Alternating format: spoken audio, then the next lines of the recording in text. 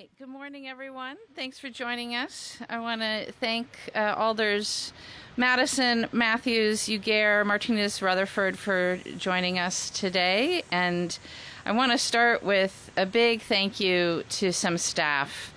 I'm going to thank Library Director Tana Elias, obviously, for leading the Imagination Center project, and also Acting Parks Superintendent Lisa Lassinger.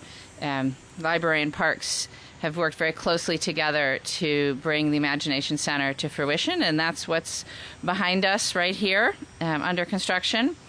And then I really want to thank the entire Finance Department team, but particularly Dave Schmidtke and Christine Coe for working through the budget process yet again, and still working on the next phase of it. So thanks to that team for all of their hard work. I'm here today to announce the 2026 Capital Budget Improvement Plan and the multi-year SIP. And so this will be introduced at the council meeting tonight and move through the process from there. As I've said before, government's job is to invest in the basic infrastructure that allows our economy to thrive and people to have a high quality of life in Madison. And we're here today at the Imagination Center because we know that libraries are critical infrastructure for a thriving community. Libraries are an investment that pays dividends in countless ways, and perhaps most importantly, by inspiring imagination and giving people the tools that they need to achieve their dreams. Libraries improve the quality of life for Madison residents by democratizing information and strengthening communities. The Far East Side of Madison is one of the fastest growing parts of our city, and its community infrastructure has not kept up with that growth. And that's why I'm very proud that after many, many years of planning and investments, the Imagination Center is just months away. It is actually months at this point in time, despite the construction site behind us, months away from opening. And the Imagination Center is a great example of the importance of our annual capital budget and the capital improvement plan. The capital budget that I'm announcing today is what the city is investing in to create a better Madison. It's the physical infrastructure that underpins the success of our local economy, keeps Madison moving safely, and increases housing options for everyone. It's a 6-year vision for the city that is carefully planned and that will address how we meet the long-term needs of our community while continuing to improve the efficiency of our operations. I'm going to be honest, Madison still faces plenty of challenges. We know that Wisconsin communities are still too heavily dependent on property taxes to fund local operations, and that we are deeply restricted by state law from pursuing other revenue options. And this is felt sharply by growing cities like Madison that are charged with providing the basic services to an increasing number of residents without a corresponding increase in funding. These constraints limit our ability to implement creative and progressive solutions.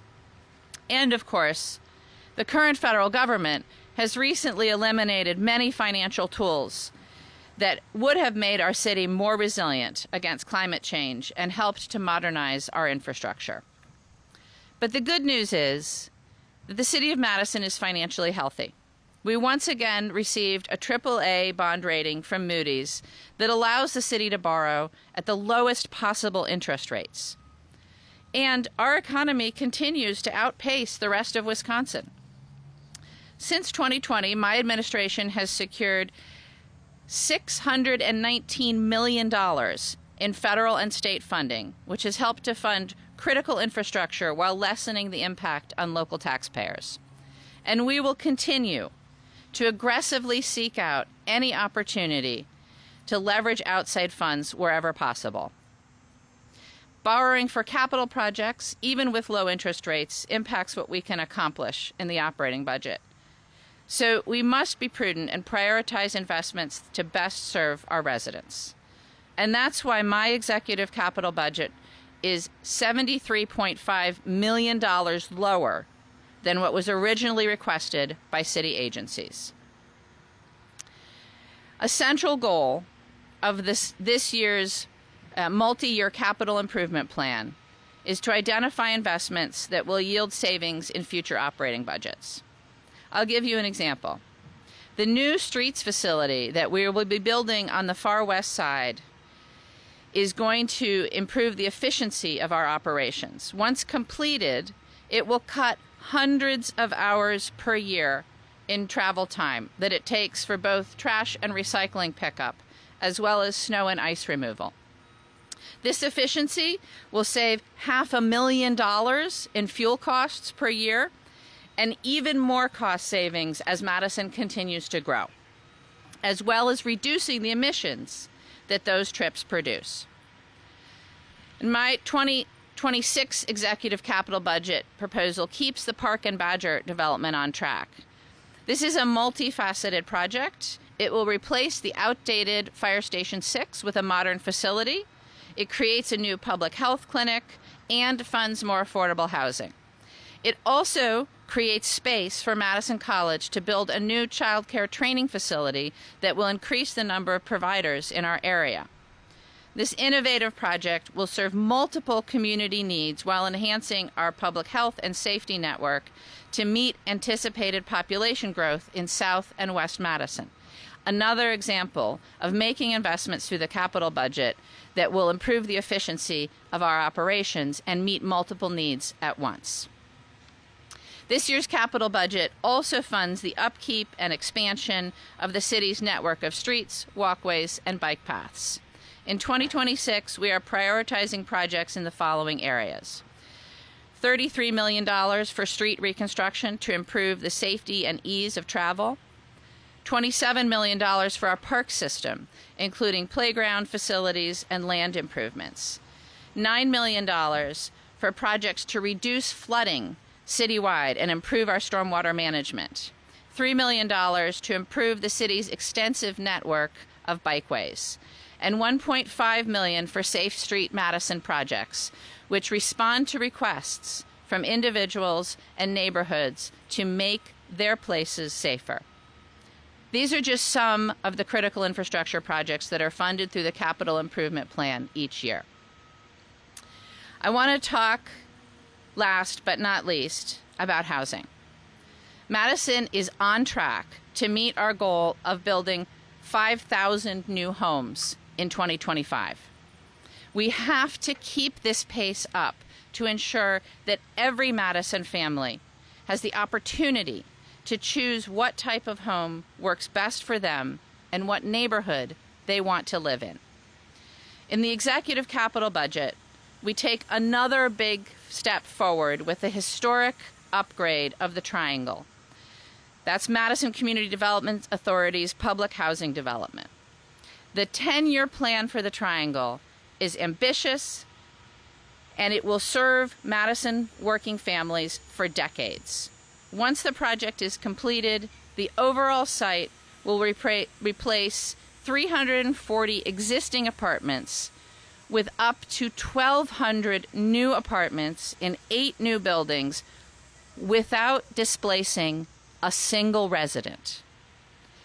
In addition to the Triangle development, my capital budget contains $17.5 million in our Affordable Housing Fund in 2026 that will support the creation of new affordable housing across our community and help us meet our housing production goals. So as I said, today we're introducing the capital budget, and tonight it will be on the agenda for introduction at the council meeting. The 2026 executive operating budget will be introduced in October, and both of these budgets will be considered first by the City Finance Committee and then by the Madison Common Council. I'm looking forward to working with alders to finalize these budgets and to create a budget for 2026 that meets our community's needs and keeps us on track to build a better Madison.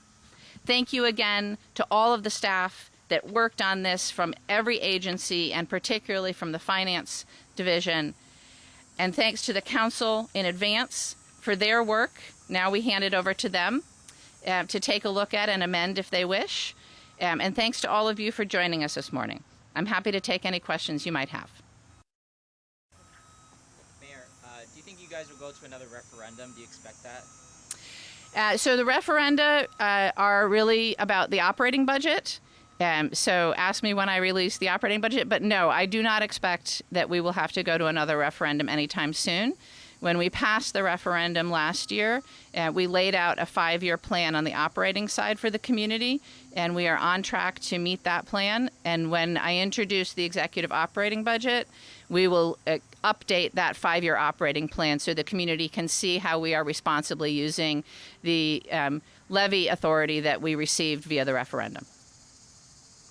Talk a little bit more about the Madison Center and how that kind of relates to your budget today and why we're here. Yeah, so as you may know, the Imagination Center is a partnership between libraries and parks. And we're here today because many, many years ago, I think probably a decade ago, the community started talking about the need for another library here on the Far East Side. And eventually, that project worked its way into the capital budget and into the capital improvement plan. And over many years, multiple mayors have kept this project in our capital improvement plans until finally we were in a position that we're actually able to put it into the capital budget and start the project. And to me, this project illustrates a number of things. Firstly, the importance of capital planning, because it does take us many years on big projects to move them forward. And secondly, the importance of listening to the needs of the community and planning our capital investments accordingly so that we can create new spaces like the Imagination Center that meet the needs of neighborhoods while also being prudent in our capital investments over the course of multiple years. Yeah, you mentioned that the CIP is $73.5 million lower than what the request came in from other agencies. Can you explain what wasn't sort of included from those requests? And so every year, agencies do a lot of work to look at their facilities, their work plans, the needs of the community, the things that have been requested, projects that have been on the horizon list perhaps, and put together their capital requests. And then every year, we take a really hard look at each and every one of those projects to make sure that we have the capacity on the staff side to do it, that the timing is right, that we've been thinking about any potential synergies. And some projects fall off the list. They're just not a priority. Other projects, we might push them farther out into the capital improvement plan. For example, this year, I thought that Parks was being a little too ambitious with some of their projected timing, and so we pushed a couple projects out a couple of years into the capital improvement plan. Because it's really important to me that what we show the community in the budget is what they can actually expect. We don't want folks to get excited about a project that staff really don't have the capacity to deliver on, and so we want to be as realistic in our budgeting as possible. The other big goal that we had for the capital budget was to make sure that we were really being careful with what kind of debt service we were going to incur. And that is really the driving force between reducing the number of projects that did make it into my final capital improvement plan. Because we want to make sure that we are balancing the needs of the community and the needs to really invest in our infrastructure with how much debt service we're then putting onto the operating budget. So that was a really important factor. So it was really across the board. We did look in every agency, and we delayed and or took out projects in many different agencies. For the John Nolan Drive project, what would commuters be seeing, obviously besides construction, what would the commuters be seeing different from the John Nolan corridor that's being proposed? So when the John Nolan Drive project is actually complete, first and foremost, you'll just have a better experience traveling through it all the way around, regardless of what mode you're taking. So if you're driving through, you may have noticed there's a few bumps right now, and so there'll be a very improved pavement quality. We're bringing the causeway just basically up to modern standards.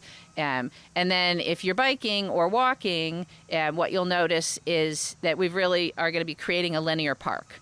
And so right now, where often there are choke points and you have conflicts between pedestrians and bicyclists, or between bicyclists and bicyclists because it's not very wide on some of those bridges, we'll have more separated facilities. It'll be a much more pleasant experience for folks moving through that corridor, really regardless of mode. And that will be the first step in the Lakeway project, right? So creating that linear park along the John Nolan Causeway is really the first piece of the Lakeway project, and I think that's important because it will allow the community to see sort of what that project is all about, and then to make future decisions about investing in that project, both on the public side, but also, perhaps more importantly, on the private side. Any other questions? Mayor, if you were to learn that part of this budget were to be used to pay agents to violate the Constitution of the United States of America, would you take action to correct that promptly? I'm not sure how that's relevant to my capital budget. Well, your capital budget is certainly being used to violate portions of the Constitution, enumerated rights under state of Wisconsin laws in direct violation of the Constitution of the United States of America. I'd love to inform you of the situation, but I'm just simply asking, if you learned that part of this budget were being used to pay people to violate the Constitution of the United States of America, would you take action to correct that? I'd be happy to have a sidebar with you, but I really don't think that's a relevant question right now. So the answer Any other questions? Yeah. Go ahead. So you talked about that you're investing $9 million to reduce flooding. Can you kind of talk about like what kind of investment, like what we'll actually see as like the public will see in terms of that? I know Milwaukee had some flooding issues a couple weeks ago. What can we see in Madison? Yeah, thank you. That's a great question. So one of the things that we've been doing ever since the 2018 floods here is literally going through every single watershed in the city of Madison and mapping them and identifying the points that are vulnerable to flooding. And that has led us then to identify projects that could ameliorate that potential flooding. Some of that is green infrastructure. Some of that is, pipes, literally. And so we've created a huge literal spreadsheet of projects that will help reduce the potential for flooding in our community. And as we identify those projects, they then go into a prioritization process that ends up with some of the more cost-effective and more urgent projects being in the capital improvement plan. So first of all, it's all based on the science and the data from those watershed studies. But the kinds of things that people might see is while we're reconstructing a street, we might be enlarging some of the stormwater facilities on it. They might also see that we're putting in rain gardens in the terraces of streets to help manage water where it falls rather than having it rush off. So those are the kinds of things. Most of it will not be particularly visible once it's finished because most of it's underground. But what we hope folks will see is that some of the problem spots that have flooded in the past will be less of a problem going forward. There's some spaces that it's just very difficult for us to fix because, for example, much of East Madison is built on a swamp that was filled in, and so there's not a lot of place for the water to go. But we are looking at all of the problem spots and trying to do what we can to make them better. Yeah, thank you. Was there anything that was on the wish list from either the department or yourself that had to go on the back list? There are always things that are on the wish list that we weren't able to get into the budget, of course.